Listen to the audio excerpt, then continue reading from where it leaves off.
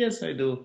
Listen, probably in different moments, different things, but basically somebody who identify with the place and being Bulgarian, this is quite important.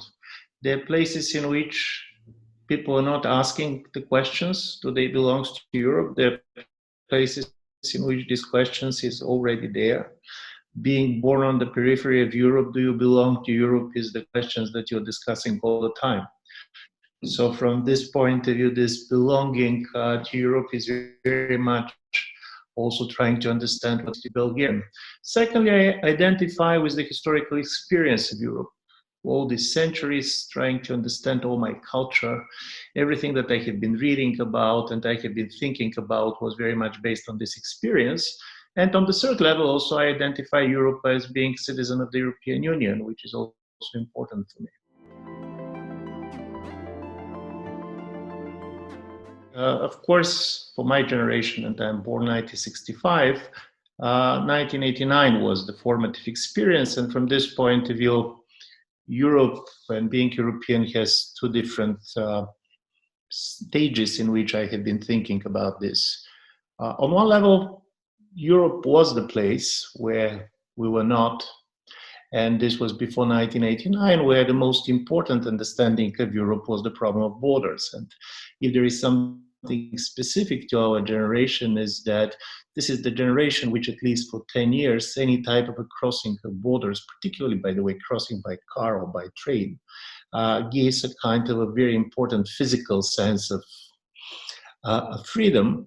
And then the second part after 1989 was the question what it means to be part of Europe, what it means to be politically part of Europe, how we are fitting to the world which was constructed before we were there. So from this point of view, 1989 is this type of a formative experience for me. But I do believe in a strange way it's also a formative experience for most of the Europeans. There is a Bulgarian fiction writer, Georgi Gospodinov, who had a novel, and the novel has an interesting turn. So he starts with the assumption that European leaders cannot agree on the future anymore. So they decided basically to agree in which place in history we want to go back together. So the idea is let's have a referendums in all of the EU member states and decide where we want to go back. And I was trying to ask myself, if you're really going to ask Europeans, is this a year in which we all want to go back together? And paradoxically, 1989 is going to be such a year, not because it was the best of the years, but because this was the year in which everybody can imagine the world it wants. And from this point of view, this was kind of the year of unlimited hope. And this was also kind of probably how my idea of Europe was constructed. The book is called Time Shelter.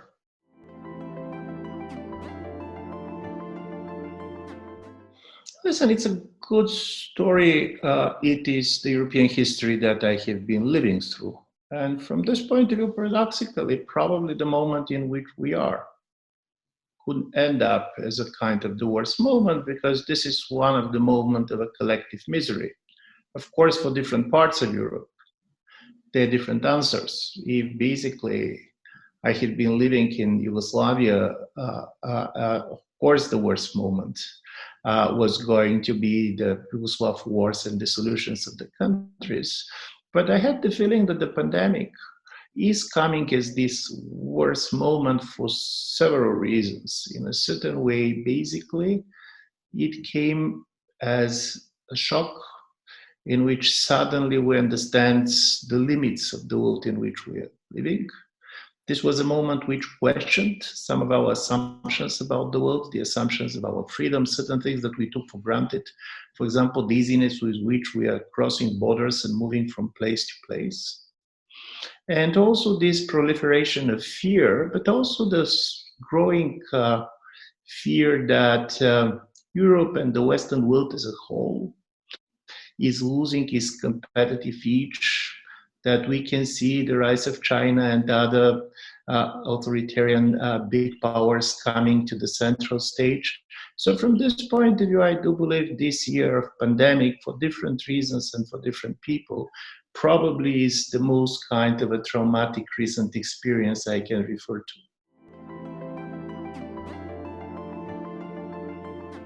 So normally the best moment is when we have been young.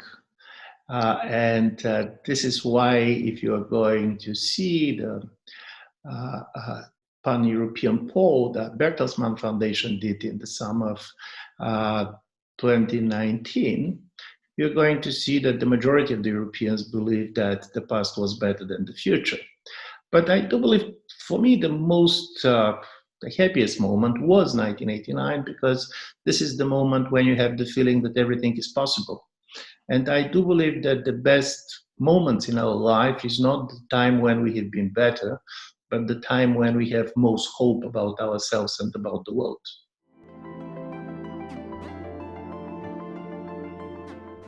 No, the EU has done many things for me personally.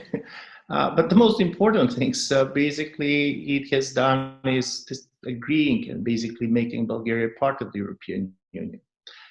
Because for a country like Bulgaria, this could not be taken for granted. You can see what is happening with many other of our neighbors.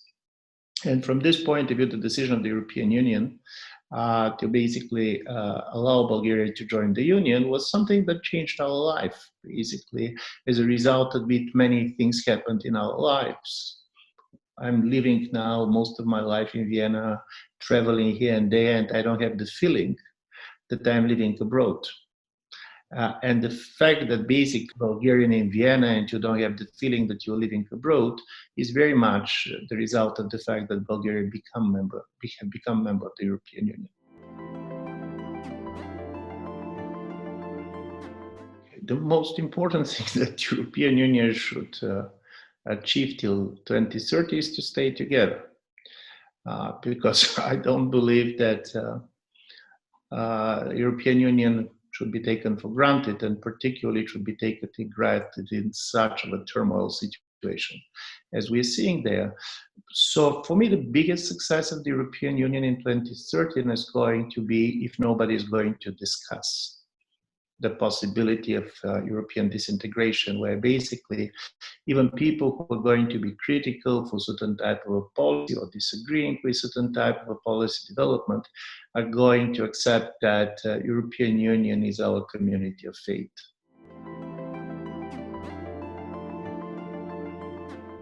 Listen, cultural homogeneity and historical past are important. If you go and look at the map of Europe in the beginning of the 20th century, for example, year 1900, you're going to see two different Europes.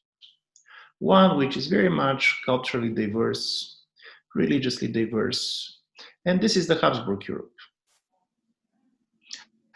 And then you're going to see a Europe which was much more culturally homogeneous, and this is Western Europe, particularly Germany and France. And then you go 100 years later, and you're going to see just the opposite map.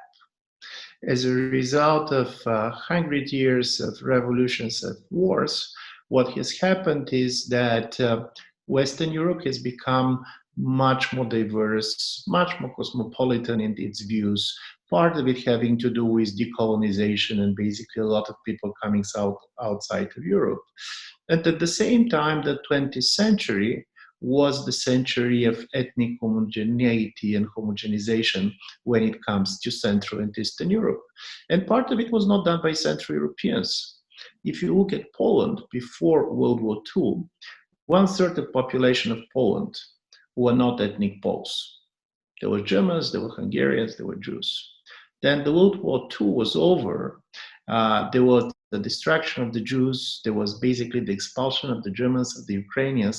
And as a result of it, you end up with a Polish nation composed of 95, 96% ethnic Poles. So this is critically important because the legitimacy of the Central European states very much was also based and ideologically articulated on the value of ethnic homogeneity.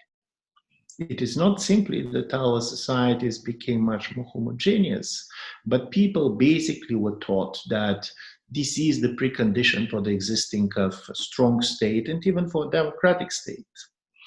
And this started to change. I don't believe that the East West divide is the major divide in Europe. I do believe that the major divide in Europe is between the big urban centers and the rural areas. And if you see also the sociological surveys, and if you're going to see how people are voting, of course, Warsaw, and the same is true for Prague and for Budapest, people in their views of the world feel closer to Vienna and Berlin than to their own countryside. So, from this point of view, having been exposed to much more difference and moving is critically important for people to get their cosmopolitan views. Listen, the most dangerous foreigners is the foreigners that you have never met.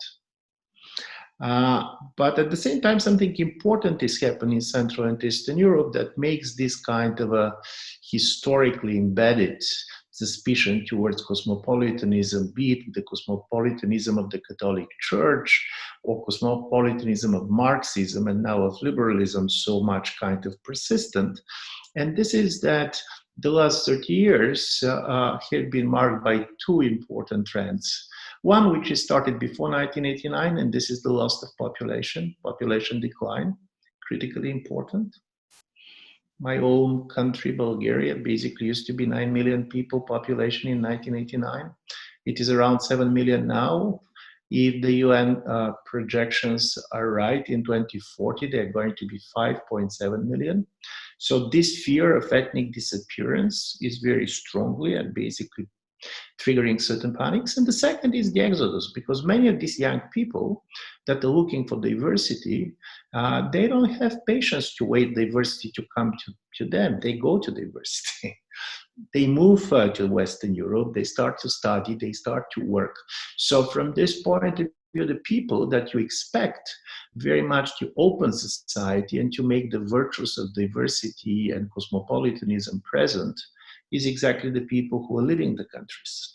And this combination of the exodus of this kind of a younger people and depopulation explains the fact that many of the young people who basically are staying in their own countries are choosing an identity which is much more claustrophobic, much more close-minded, and basically much more resistant to opening to the world.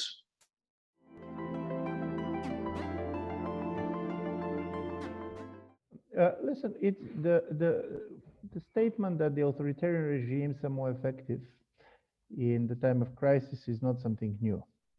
If you go back to the 1930s, you're going to see that there was this kind of a prevailing consensus everywhere in Europe, but only also in the United States, that the authoritarian regimes has two major advantages. One is that the speed of decision making is quicker, so they're faster. And secondly, that their time perspective is different. One of the major kind of concerns about democracy is that democracy is short-sighted because of the electoral cycles, because of the fact that basically governments cannot think in more than 4-year terms. So this puts authoritarians at advantage. But what has really changed is that while during the Cold War, the clash between democracy and authoritarianism was very much about also the clash about communism, capitalism, for the first time you have these authoritarian powers, which in one way or the other has embraced capitalism. So economy, which was traditionally perceived as the strongest part of the democratic package, is not perceived like this anymore. And from this point of view, of course, China is totally different than the Soviet Union. The second thing that I found quite important is the fact that, uh, strangely enough, how free we are is a question that we start to ask in a different way. Normally, the question, what is a free society, is a question with a clear answer. Even people who basically are going to sympathize with the successes of China or Russia and so on cannot claim much of a freedom there. Now, with the obsession of people of being controlled by the big technology companies, by the fact that there is a huge manipulation, by the idea of the artificial intelligence, the very question what it means to be free is different because it's not about anymore the freedom of our physical bodies. it's very much about the freedom of the mind, and the freedom of the mind kind of is threatened from everywhere.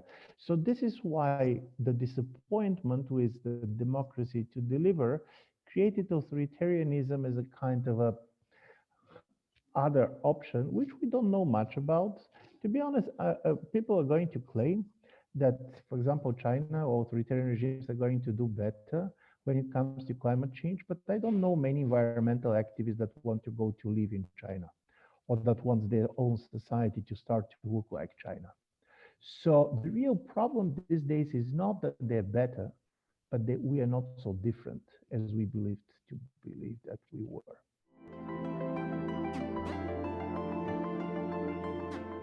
The moment when the pandemic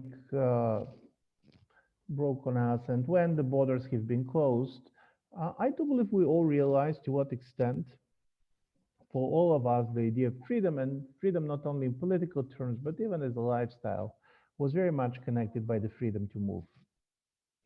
And I do believe this is also very strong in generational terms. The idea that you can go where you want and so on was part of the world in which we had been living. And of course, with the closing of the borders, with the restrictions, you cannot leave your town, you cannot leave your country, you cannot leave your apartment. This was put under pressure. I do believe that particularly in the beginning, people realized that this is a state of emergency. And in the state of the emergency, the rules are different.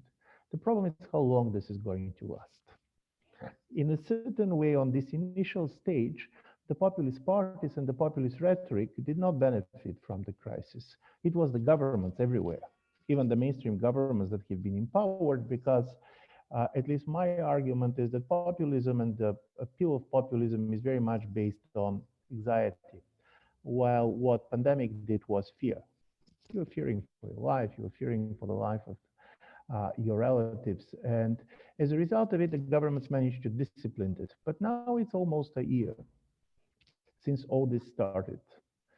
And the most kind of damaging thing in a democracy is when people believe that something that was perceived as emergency can become the new normal.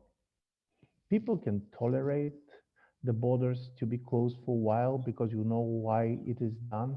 But the idea that it's going to be difficult to travel anyway, that you're going to need a vaccination, particularly even particular type of vaccination to go to one place or the other, this creates this fear that the emergency situation is the new normal, and this is totally changing our understanding about society in which we are living.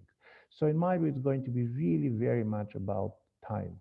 If in autumn, Europe or Western democracy in general can have this certain level of return to normality that people used to have when it comes to the movement of freedom, to the movement of demonstration, to the normal politics, I do believe this is going to be one story. But if we are going to see the next Christmas with a situation basically also with lockdowns and others, then the suspicion that the politicians are doing this by purpose is going to raise incredibly. And in this level of high mistrust that you see everywhere, this could be very destructive.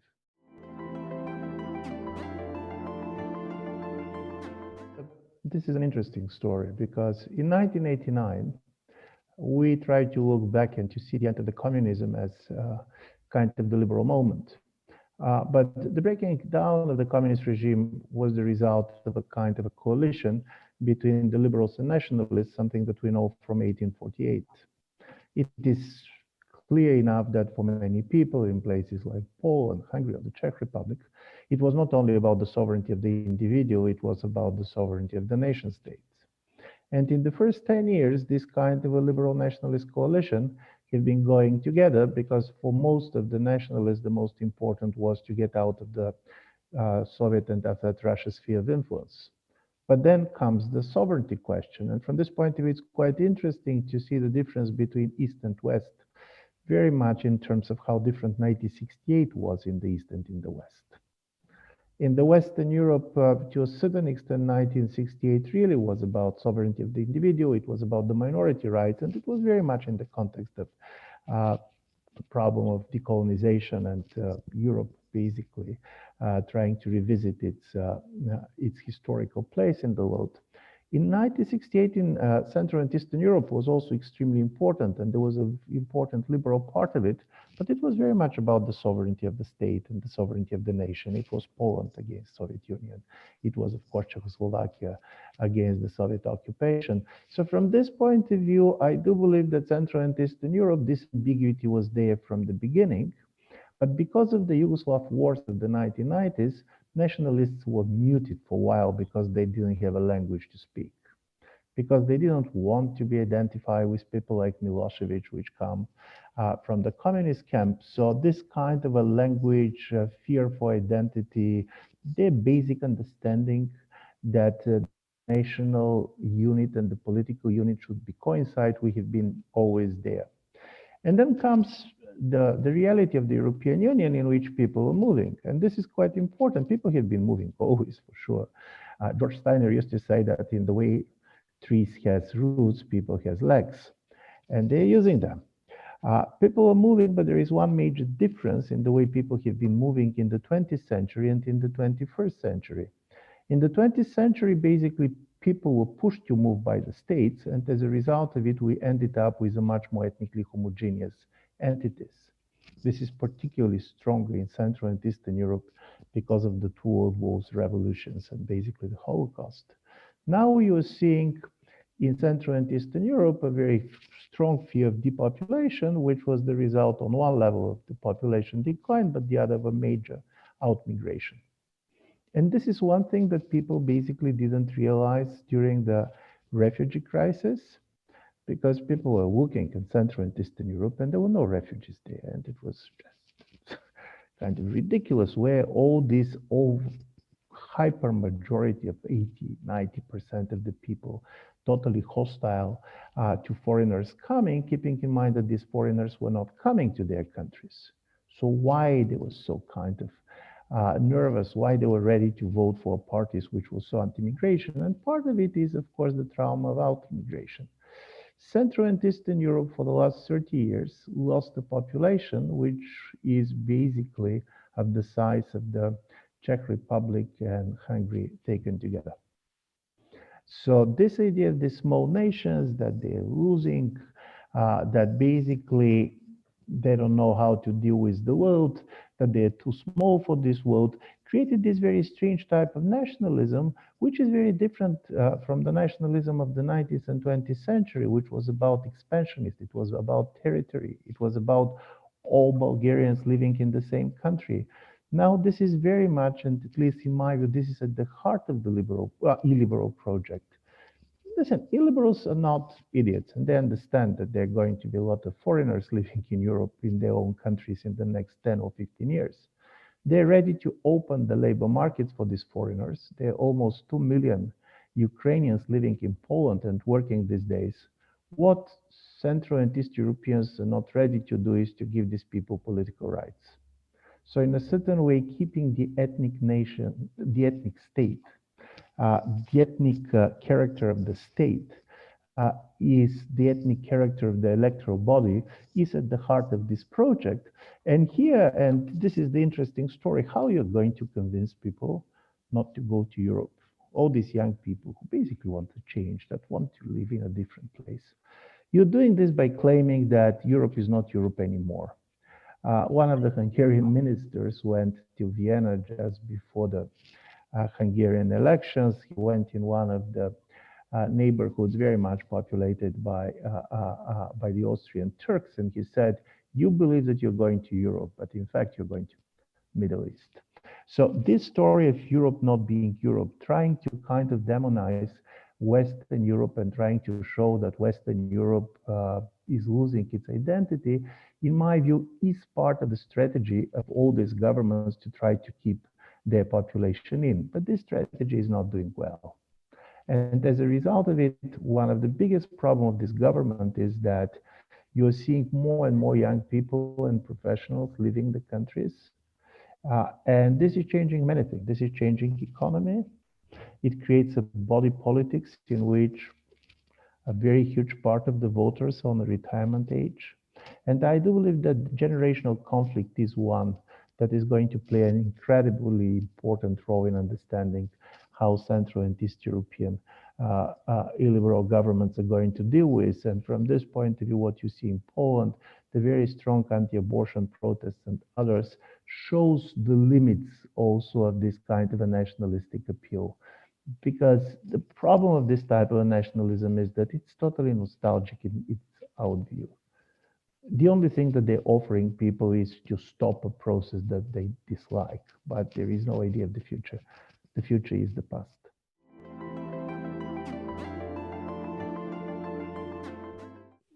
Listen, it's quite interesting because normally people are seeing how countries behave, what kind of governments they elect, and they try to see basically Europe when it comes to value divided very much between the East and the West.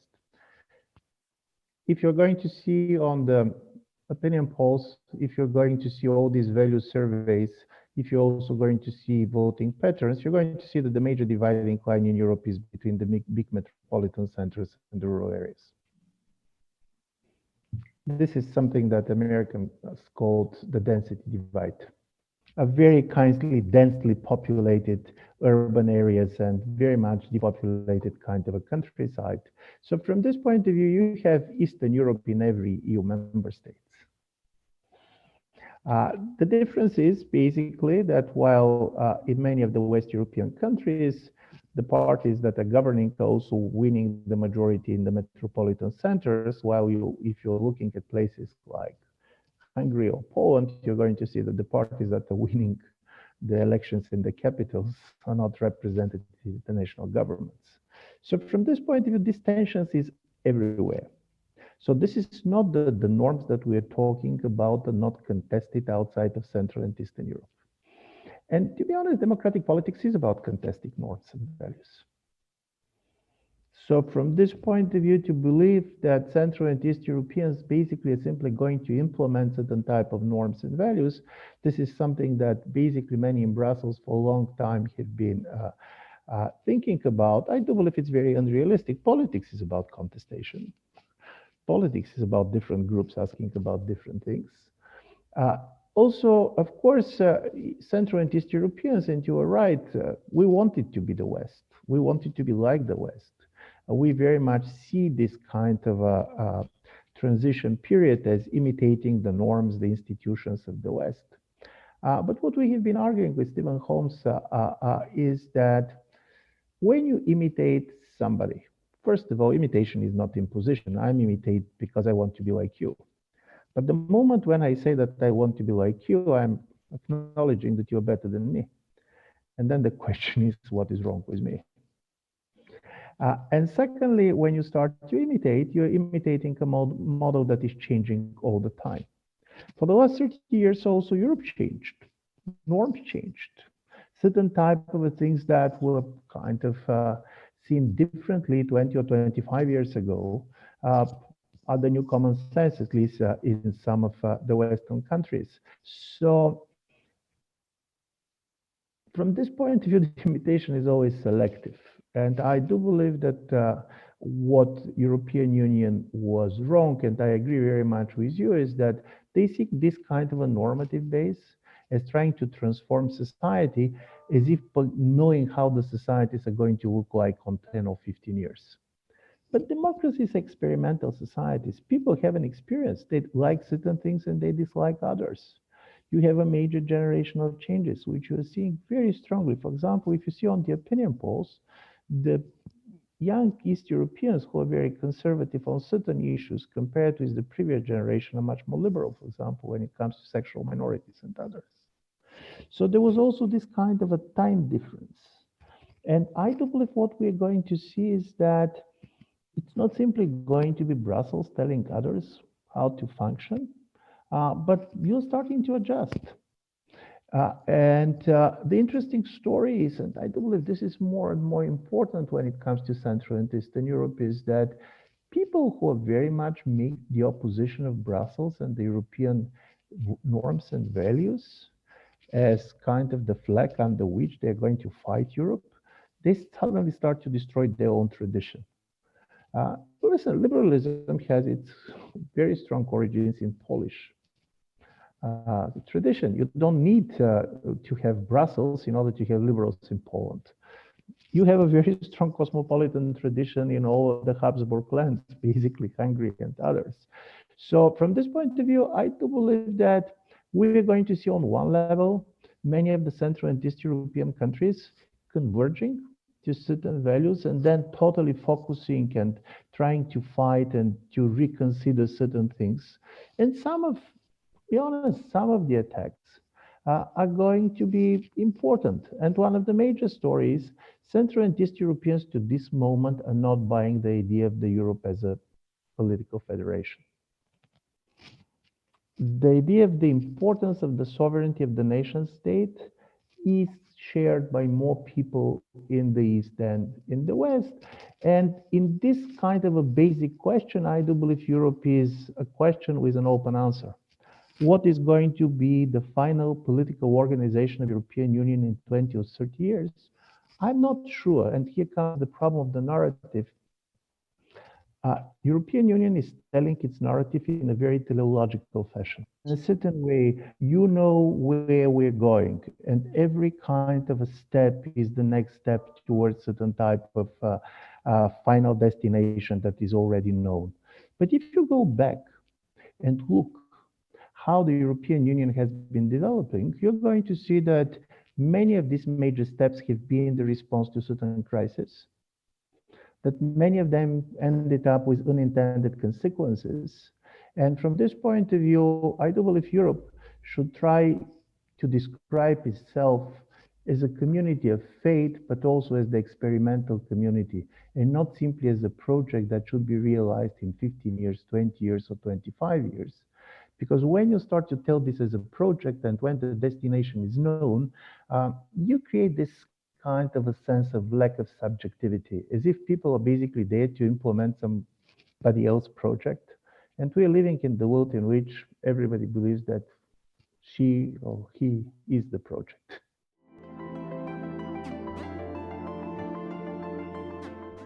That's a great question. And one of the answer is that in order Europe to survive, story is not enough. Listen, all this kind of a crisis of vaccination was a critical example that what Germans called output legitimacy is critically important for the European Union. If the Germans or the Austrians or the French believes that they were going to do it better and they're going to be vaccinated faster if they have been negotiated of their own. If you're going to have 2 or 3 crises like this, people who you're not going to define as Eurosceptical in definition are going to ask questions. So one of the major preconditions for the European Union is to have the Europe that works. And here the biggest question is the speed of decision making.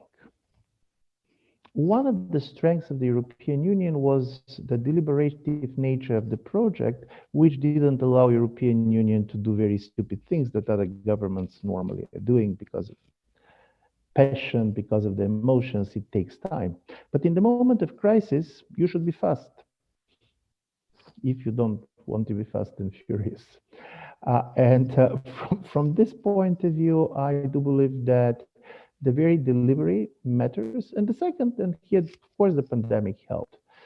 Pandemic made it very clear that all these European nation states are so small and irrelevant in a bigger world that if Europeans want to have any impact of the world of tomorrow, we should stay together. And this was one of the interesting things that also I saw in the 2 different polls that European Council on Foreign Relations did. People were quite disappointed with certain type of a EU response to the crisis, but as the result of the crisis, they understood that there is no way for the Europeans to have any influence in the world, which means also any influence on their own life if we are not staying together. So if European Union is going to show that it can deliver, I do believe that the story is a very simple story. Either we are together or we are irrelevant.